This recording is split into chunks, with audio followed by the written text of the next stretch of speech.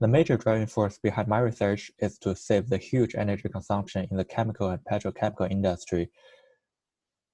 In the US today, there are more than 40,000 distillation columns for more than 200 separations, and distillation alone accounts for half of energy consumption of all separations, and they also emit 16% of direct CO2 into our atmosphere. So if we can replace this distillation with more energy-efficient membrane-based technologies, we can save up to 90% of the energy.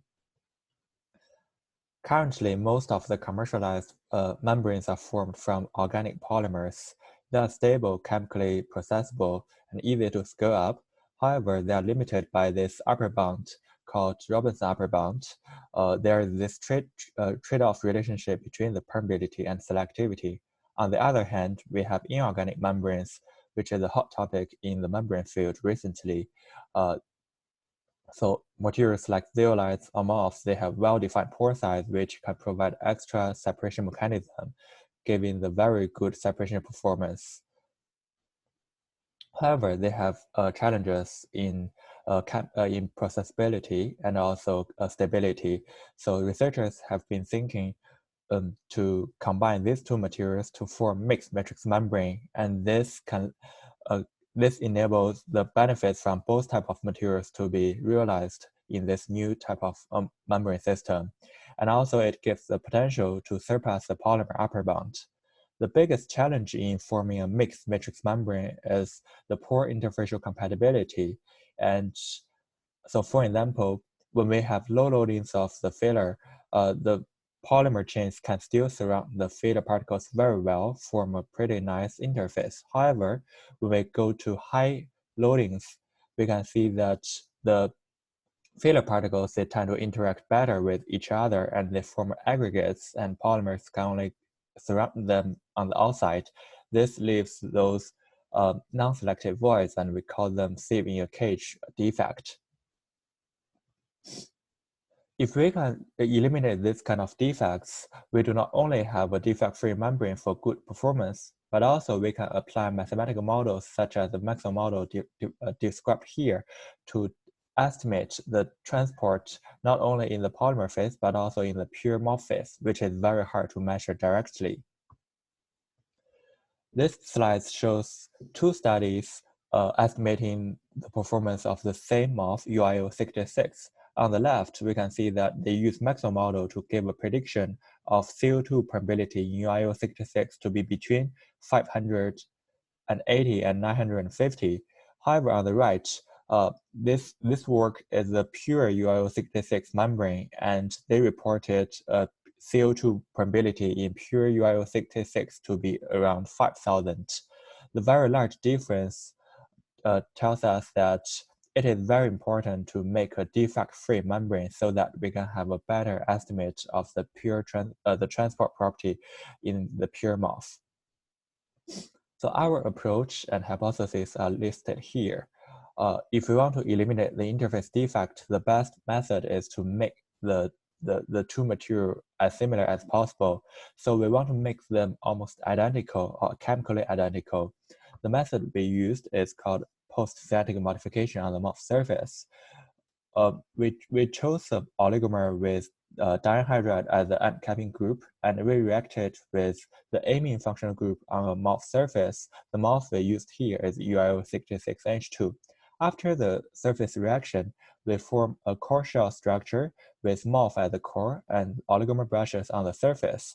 And then this core shell structure will act chemically as a ball of oligomers, and they will have perfect interaction with the polymer materials forming the matrix. So after this reaction, we expect the compatibility to be enhanced due to the chemical similarity, and mixed membrane gas permeability will also improve without any loss of selectivity because we try to eliminate all the interface defects. Plasticization and physical aging resistance will also increase due to polymer rigidification coming from the extra interaction at the interface. Maxwell model can be used to predict pure MOF transport. So this slide shows the TM images before and after the PSM reaction. Before the reaction in figure A and B, we can see that the MOF has a octahedral shape with very smooth and clear surface. After the PSM reaction, we can see there is a thin layer of lighter contrast formed on the MOF surface, and this must come from the oligomer coating layer. This is a BT sorption experiment. So for the pure MOF, we have a surface area of around 980 meters square per gram. And on the right, this is a pore distribution analysis. For the pure MOF, we have two standard pores of 6 and 9 angstrom. After the PSM reaction, we can see that the nitrogen isotherm decreased or moved downwards, and this gives a lower surface area of 750. On the right, we can see that the internal pore size retained. There's only a decrease in the incremental pore volume. This tells us that the oligomer added were only reacting on the surface. They did not disrupt the MOF internal pore. That's why we can retain all the MOF pore size. And then we disperse the PSM MOF in the polymer dope solution in chloroform. And we can see for pure MOF, because of the pore interaction, the failure particles settle to the bottom of the vial after 24 hours. Whereas for PSM MOF, after 24 hours, they are still well dispersed in the polymer dope solution. This is because the surface coating layer, which is the oligomer, is interacts very well with polymer and also with the solvent. That's why they can remain well dispersed. So after a solvent evaporation casting method, we can form flexible and uniform mixed membrane up to very high loadings. The pictures here shows mixed membranes from 10% all the way to 40%. A pure gas permeation test showed us that with increasing loadings in 6-FD during, we have a consistent increase in not only CO2 permeability, but also in CO2 methane selectivity. And we try to fit this data into the maximum model, and this pink star here, the 100% data point, represents the estimate of the pure transport property in MOF UIO 66. This table shows the estimated value of the pure gas permeability in UIO 66. We can see that for CO2 permeability, the 3,500 data lies between the two literature extremes I showed earlier. So we think this is a pretty reasonable data. So the conclusion here is that maximum model fit is nearly perfect across all loadings, and we suppress the MOF percolation because we don't see any big jump at any loading here. This slide shows that plasticization resistance improved after we have high loadings of PSI MOF failure particles in the mixed membrane. And the next slide shows a similar improvement in physical aging. We can see that the MOF deteriorates much slower compared to the pristine 6-FD during. So previously we showed that through thermal imidization routes, we can achieve a synergistic improvement in CO2 permeability and CO2 methane selectivity. The chemical reaction here, or the reaction condition here we used is to first stir the oligomer with the aiming to form polyimic acid linkage, and then we increase the temperature to 180 degrees Celsius in a azeotropic solvent dichlorobenzene to close the ring to form imide linkage. So next, we want to study if we change the reaction condition, how will that affect the structure and also the final performance. So the reaction we are trying to do here is to mimic the polymerization reaction of polyimide. So a more standard way to polyimidize this 6-FD during polymer is through a chemical route.